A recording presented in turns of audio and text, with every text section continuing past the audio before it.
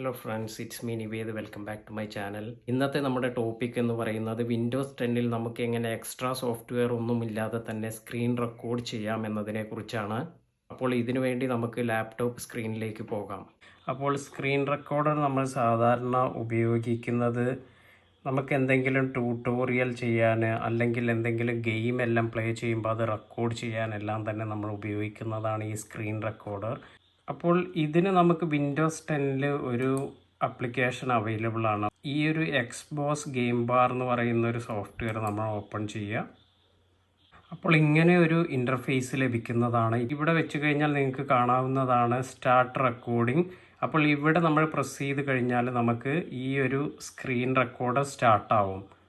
ഇപ്പോൾ ഈ ഒരു സ്ക്രീൻ റെക്കോർഡർ നമുക്ക് ഷോർട്ട് കട്ട് ഉപയോഗിച്ചിട്ടും നമുക്ക് റെക്കോർഡ് ചെയ്യാവുന്നതാണ്. അതിനുവേണ്ടി നമ്മൾ ചെയ്യേണ്ടത് ഇതിൽ കാണിച്ചിട്ടുണ്ട് വിൻഡോസ് കീ, അതുപോലെ തന്നെ ആൾട്ട്, അതുപോലെ +R എന്നുള്ളത് പ്രസ് ചെയ്യുക. Windows key, alt, +R. അപ്പോൾ ഞാൻ ഇതൊന്ന് ചെയ്ത് നോക്കുകയാണ്.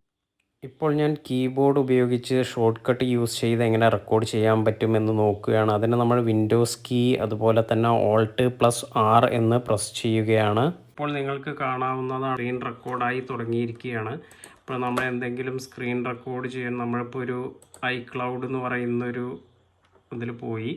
അപ്പോൾ ഇതെല്ലാം ഇപ്പോൾ റെക്കോർഡായിക്കൊണ്ടിരിക്കുന്നുണ്ടാവും. ഈ ഒരു സ്ക്രീനെല്ലാം തന്നെ റെക്കോർഡായിക്കൊണ്ടിരിക്കുന്നുണ്ടാവും. അപ്പോൾ നമുക്കത് സ്റ്റോപ്പ് ചെയ്യണമെങ്കിൽ ഇവിടെ തന്നെ ഓപ്ഷൻ അവൈലബിൾ ആണ്. ഈ നീല ബട്ടണിൽ തന്നെ പ്രസ് ചെയ്ത് കഴിഞ്ഞാൽ അത് സ്റ്റോപ്പ് ആവുന്നതാണ്. ഇപ്പോൾ നമുക്കിതൊന്ന് സ്റ്റോപ്പ് ചെയ്ത് നോക്കാം. ഇപ്പോൾ കാണിക്കുന്നുണ്ട് ഇത് റെക്കോർഡായിട്ടുണ്ട് എന്നുള്ളത്. ഇപ്പോൾ ഇവിടെ നമുക്ക് കാണാവുന്നതാണ് നമ്മൾ റെക്കോർഡ് ചെയ്ത സ്ക്രീൻ. iCloud എന്നുള്ളത് കൊടുത്തതും അത് ഓപ്പൺ ചെയ്തതെല്ലാം ഇവിടെ കാണിക്കുന്നുണ്ട്. അപ്പോൾ ഈ ഒരു ആപ്ലിക്കേഷൻ നിങ്ങൾക്ക് ഫ്രീ ആയിട്ട് തന്നെ യൂസ് ചെയ്യാവുന്നതാണ്.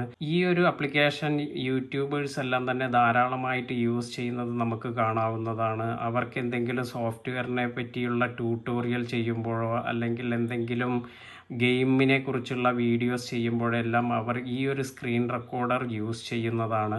അപ്പോൾ ഇത് വളരെ ഗുണപ്രദമായ ഒരു സോഫ്റ്റ്വെയർ ആണ്. അപ്പോൾ ഇതിൽ വന്നിരിക്കുന്ന മറ്റ് ഫീച്ചേഴ്സ് എന്തെല്ലാം എന്നുള്ളതെല്ലാം നമുക്ക് പരിചയപ്പെടാം.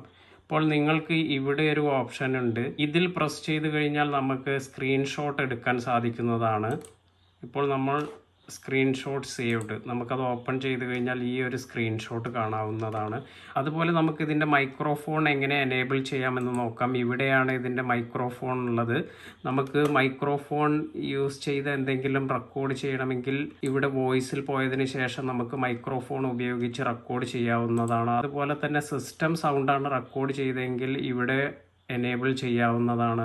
ഇപ്പോൾ സിസ്റ്റം സൗണ്ട് വേണ്ട എന്നുണ്ടെങ്കിൽ നമുക്കിത് ഡിസേബിൾ ചെയ്യാൻ ഇവിടെ ഓപ്ഷൻ ഉണ്ട്.